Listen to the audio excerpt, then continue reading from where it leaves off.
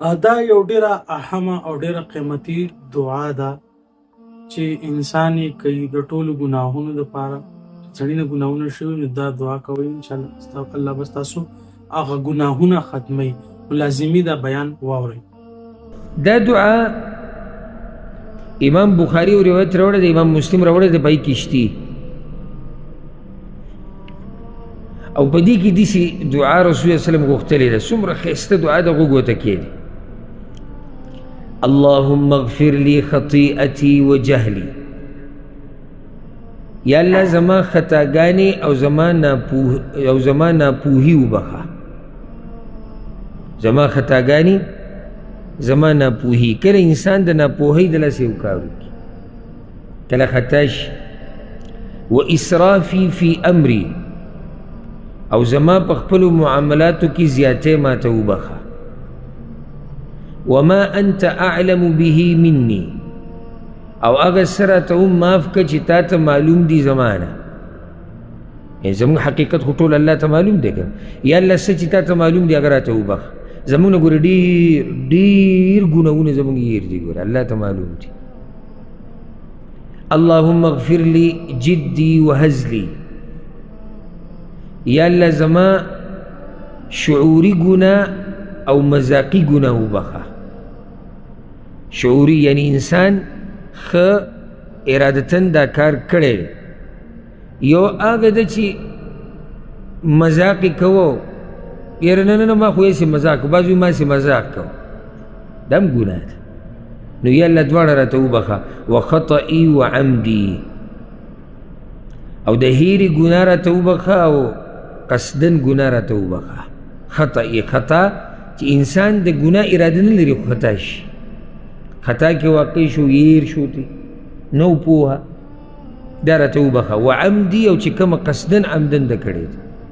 وکل ذلک عندي، او زه دغه ټولو اقرار کوم د زما سره شته.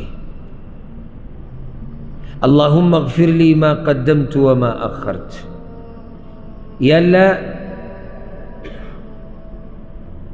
زما هغه ګناهونه چې مخکې مې کړي دي او چې مې وروستو کړي دي یا وروستو به یې کوم هغه راته وبخه. وما اسررت وما اعلنت، او هغه ګناهونه چې په پټه مې کړي دي او هغه چې په ښکاره مې کړي دي. وما انت اعلم به مني، او هغه څه چې ته پې پوهه یې دا ټول ماته وبخه. انت المقدم وانت المؤخر، ته مخکې کوونکی او ته وروستو کوونکی. وانت على كل شيء قدير، او ته په هر شي باندې قادر. ګور انت المقدم وانت المؤخر، ته مخکې کوونکی ته وروستو کوونکی. د دې په وضاحت کې علماو ډېرې خبرې کړي دي. یو دا وایي ته مخکې کوونکی نیکۍ ته، او ته پاتې کوونکی یو انسان لره شاته د نیکۍ نه. توفیق د نیکیانو کولو د ګناهونو د بچ کېدو د الله په لاس کې. نو ځکه بیا یې درته وایم او بار بار مې ویلي دي، که چېرته الله دله د یو عبادت توفیق درکړي نو د الله شکر ادا کوه، ځکه چې مقدم او مؤخر الله دی. ګوره کله به داسې که نه یو سړی به تا سره ملاقاتونه هم کوي، تا سره به کیني پاسي، خو چې کله د دیندارۍ ځای راشي، د عبادت ځای راشي، دې ته هلته نه وي، هلته نه وي. په دې تعجب مه کوه. زه اکثر ملګرو ته وایم هم د چا مبارک وي که نه، هغه پلانی بلکل نه، او درس کې نه، او هلته نه، او دلته نه. زه هغو ته هم دا وایم، په دې تعجب مه کوه. هغه مؤخر ذات دا کس یې وروسته کړی دی. مؤخر څه معنا؟ وروسته کوونکی. هغه څوک دی؟ الله دی. کوم ذات چې وروسته کوونکی دی، هم هغه ذات دا انسان د خپل عبادت نه وروسته کړی دی. توفیق وله نه ورکوي، طاقت وله نه ورکوي. یعنې دقه انسان ته دا ووایه ورځه بازار کې چکر لګو، کرای نه کوي، بیا ما ته ووایه راځه ځو کرکټ له، ځو فوټبال له، ځو دمتوب له، ځو پلانی شي له پلانی شي له دی ورسره رامات پروګرام د ډوډۍ دی رامات راځه کې به نو ګپ شپ ولګو دی به رامات خو چې کله ورته د عبادت وی بیا نشي څه وجه د آخر وجه هغه دا ده چې عرش والا رب دله توفیق نه ورکوي او الله چا سره ظلم نه کوي ګورې اوس دلته څوک دا سوال هم کولی چې دا خو الله منع کړو دا خو ظلم نه شو نه دا انسان چې کله بند کړی شي د عباداتو نه دا د اعمالو د لاسه او چې توفیق ورته د عباداتو میلاویږي دا هم د اعمالو برکت چې الله رب العزت دله د نیکو اعمالو توفیق ورکوي بیا اخره کې وایي چې ته په هر څه قادر یې نو چې په هر څه قادر نه نو هغه زموږ د ټول ګناهونه هم بخلی شي الله اکبر کومه ګناه دی کې پاتې شو عثمانه کومه ګناه پاتې شو نو چې دا د ورځې سړی کم سے کم یو پیر وایي یو پیر ډېر بوج د باندې نه اچوي داسې طبیعت ته خراب شي چې دا خو به ډېر ټیم وي زه ویم او تاسو کې یو ملګری ګړۍ ته وګورئ چې به دې څو سیکنډه لیکي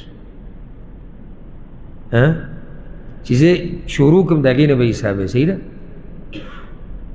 او ښه په ارام به وایو دا هم نه چې منډه اللهم اغفر لي خطيئتي وجهلي وإسرافي في أمري وما أنت أعلم به مني اللهم اغفر لي جدي وهزلي وخطئي وعمدي وكل ذلك عندي اللهم اغفر لي ما قدمت وما أخرت وما أسررت وما أعلنت وما أنت أعلم به مني أنت المقدم وأنت المؤخر وأنت على كل شيء قدير 28 سیکنډ بس او چې دا الله قبوله کړي چې دا الله تعالی قبوله کړي پاتې څه شو او هر څه د الله څخه پاک کړي کنه ځکه چې هلته رسول صلی الله علیه وسلم داسې جامع دعا ښولې ده چې سړی ورته حیران شي ګوره زما جهالت ما ته معاف که زما خطا ما ته معاف که زما زیاتی ما ته معاف که کم ګناهونه چې الله تا ته معلوم دي ما ته نه دي معلوم هغه راته معاف که زما قصدن شعوري ګناه زما مذاقي ګناه زما خطا زما عمدن ګناه زما هغه ګناهونه چې ما مخکې کړي دي او هغه چې زه به یې کومه او زما ښکاره ګناه او زما پټه ګناه دې کې څه پاتې شي څوم پاتې نه شو نو دا کم سے کم د ورځې یو پیر دا استغفار لازم وایي دغه شان ګورې دلته ذکر کړي نه دي استغفر الله خو واضح د ذکر استغفر الله ویل صرف استغفر الله ویل دا کافي ده استغفر الله واتوب الی او ما تاسو ته په اوله کې وایي چې نه درځېدله بلکل په عربۍ کې الحمدلله شریعت موږ ته مسله اسانه کړې ده پښتو کې الله تعالی سوچته او جاړه وایي الله زما ګناهونه وبخه یا الله وایي زما ګناهونه وبخه او موږ ذکر کړی و کنه چې بیا یې درته رایاد کړم ګوره صفحه نمبر 310 پنځم نمبر خبره ده عنوان څه دی د خپلو ګناهونو اقرار کوونکي توبه الله قبلوي او بیا هغه حدیث ان العبد اذا اعترف ثم تاب تاب الله عليه بنده چې کله د خپلو ګناهونو اقرار وکړي او بیا توبه وسي نو الله یې توبه قبلوي نو چې ته الله ته وجاړې او فریاد ورته وکړي نو ستا به هم توبه قبوله کړي دا د شیخ صاحب اهم بیان چې تاسو واورېدو د دغه شان قیمتي او اهم بیانونو دپاره تاسو زموږ سره اوسئ. السلام علیکم ورحمة الله.